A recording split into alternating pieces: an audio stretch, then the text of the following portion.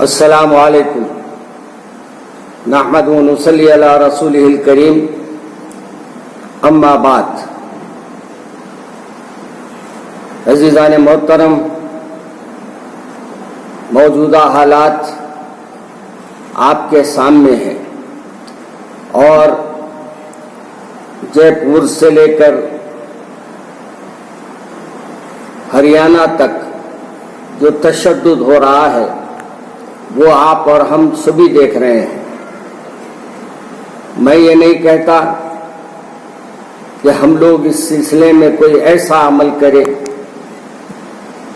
جو ہمارے لیے نقصان دہ ہو، لیکن میں ان تمام ناظرین سے یہ گزارش ضرور کروں گا کہ جو حالات ہو رہے ہیں اس میں اب ہمارے محافظین بھی، ہماری حفاظت کرنے والے بھی ہمارے خیر خواہ نہیں رہے. آپ نے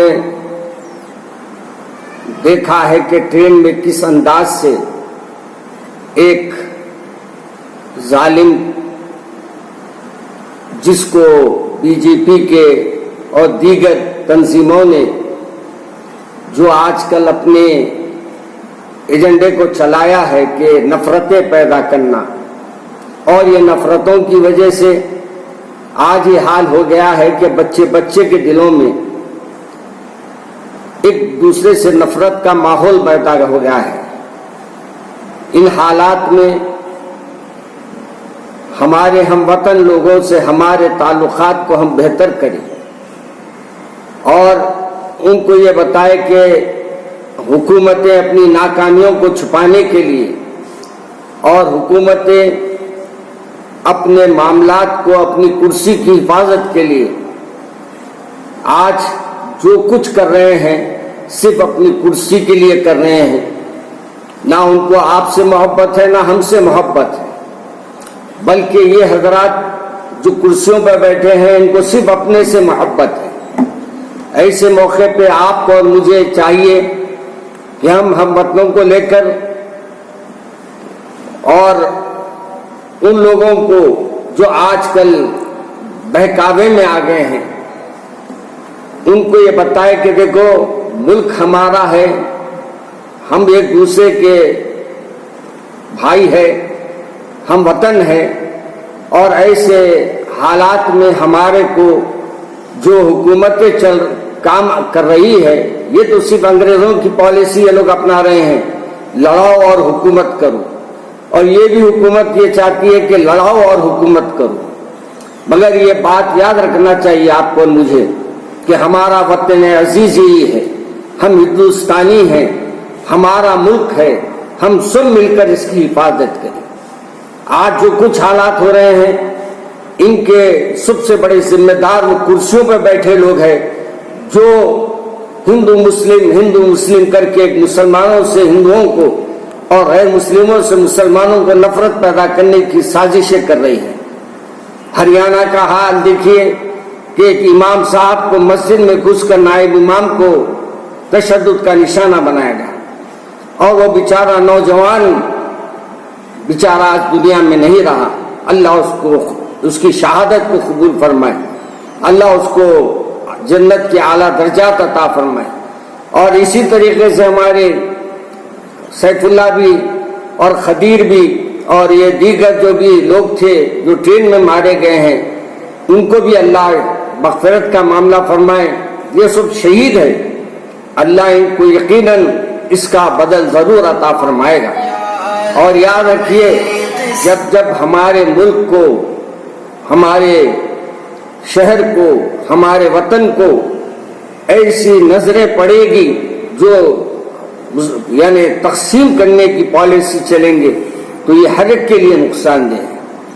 میں اس موقع پر یوسف صاحب کے گھر والوں کو، خدیر اور دیگر جو ہے ان تمام کے گھر والوں کو جہاں میں پرسہ دیتا ہوں اور ان کے ساتھ میں دعا کرتا ہوں کہ اللہ ان کو صبر جمیل عطا فرمائے. وہی وہ انسپیکٹر کو بھی جو بیچارہ یہ عمل کرنے سے وہ پولیس والے کو روک رہا تھا، اس عمل کو روکنے کی وجہ سے اس کو بھی گولی کھانا پڑا. یہ بھی عجیب حال ہو گیا ہے کہ ماتحتین بھی اب بڑوں کی نہیں سن رہے ہیں. یہ سب کب ہوتا ہے؟ آج میں یہ بتاؤں گا ہمارے بھائیوں کو، خصوصاً نوجوانوں کو، اب آپ کا نیند سے بیدار ہونا ضروری ہے اور یہ کوشش کرنا ہے آپ کو کہ اب آپ اللہ کے احکامات پہ چلیں. آج تک آپ نے اپنی زندگی اپنی مرضی سے گزاری، اب آپ کو یہ چاہیے کہ اللہ کی مرضی سے زندگی گزاریں. یاد رکھیے اللہ تبارک و تعالیٰ کی طرف سے آپ کو فتح و نصرت اسی وقت عطا ملے گی جب آپ اللہ کے احکامات پہ چلیں گے، رسول کے احکامات پہ چلیں گے. اس معاملے میں آپ سے گزارش کروں گا کہ اب یہ راتوں کو جاگنا، موبائلوں پہ تبصرے کرنا، کسی کی عزتوں سے کھیلنا، کسی کے اوپر ریمارک کرنا، یہ سب چھوڑیے. اب اپنی زندگی کا جائزہ لیجیے. آپ کیا کر رہے ہیں؟ آپ کی زندگی میں آپ کیا تبدیلی لا رہے ہیں؟ آج آپ کے گھروں کا کیا حال ہے؟ آج ہماری شریعت خطرے میں ہے، آج مسلمان خطرے میں ہیں. تو کیا ہمارا فریضہ نہیں بنتا کہ ہم اس وقت اٹھ جائیں نیند سے؟ کیا ہمارا فریضہ نہیں بنتا کہ ہم اپنے نبی صلی اللہ علیہ وسلم کی بات پر عمل کریں؟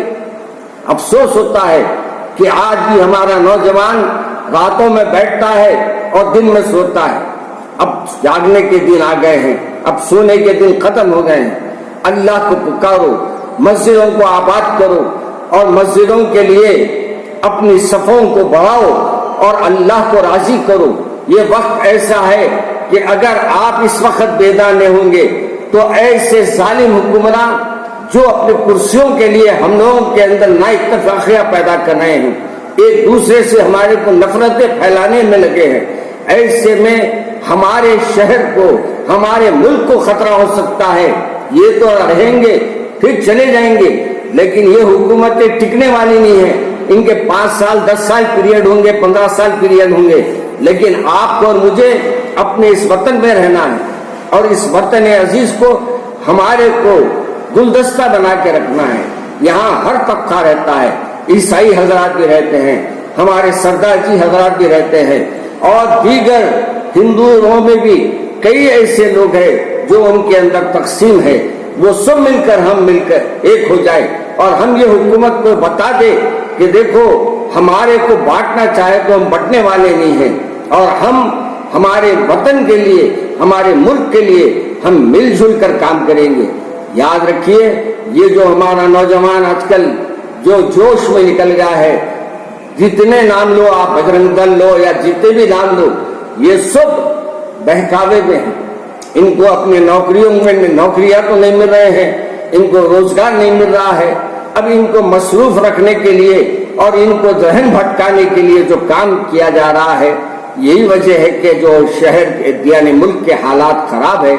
میں ایسے وقت میں آپ سے ایک ہی بات کروں گا، اب ہمارے کو اختیار ملنے والا ہے کہ ہم کیسے لوگوں کو چنیں. ایسے لوگوں کو چنیں جو ہمارے لیے بھی، ہمارے ہم وطنوں کے لیے بھی، ہر ایک کے لیے خیر خواہ ہو اور ہمارے لیے کچھ کرنے والے ہو، ہماری بھلائی کے لیے سوچنے والے ہو. میری بات تو لمبی ہوتے جا رہی ہے اور میں لمبی کرنا نہیں چاہتا تھا. بس یہی ہے کہ لوگ مجھ سے اکثر کہتے ہیں کہ مولانا آپ ہمیشہ آگے کیوں بڑھتے ہیں؟ ایسا ہے بھائی، میرے کو ایک شاعر کا شعر یاد آ گیا، اندھے نکالتے ہیں چہرے سے ہمارے نقص، اندھے نکالتے ہیں چہرے کے ہمارے نقص، اور بہروں کو ہے شکایت غلط بولتا ہوں میں یوں بولوں گا غلط بولتے ہیں ہم. تو میں آپ سے اتنی ہی گزارش کروں گا اور ان لوگوں کو، ہماری حکومت کے ذمہ داروں کو یہ بولوں گا کہ اب ہمارے کو سفر کرنے میں بھی 100 بار سوچنا پڑے گا. کیوں؟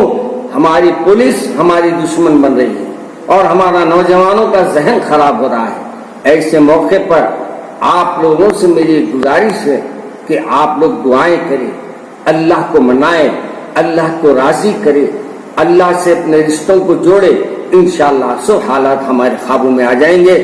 اللہ مجھے اور آپ کو عمل کرنے کی توفیق دے اور ہمارے لیے خیر کے فیصلے فرمائے. السلام علیکم.